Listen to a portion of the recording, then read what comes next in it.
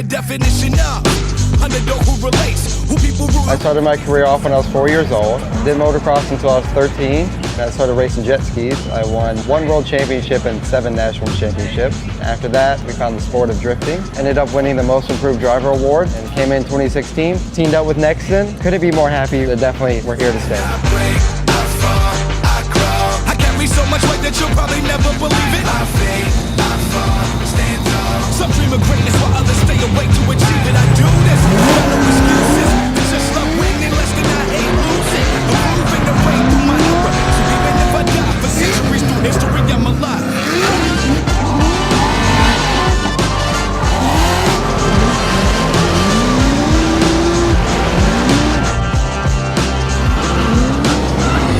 During the time when I was racing jet skis, I got very sick.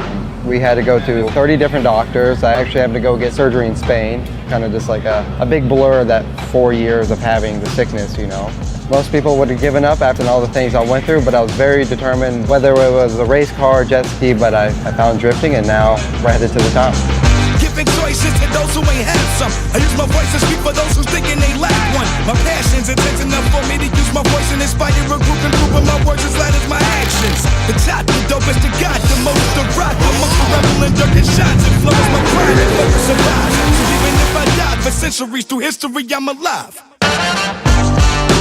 Being a champion in Formula Drift is definitely a big goal of mine.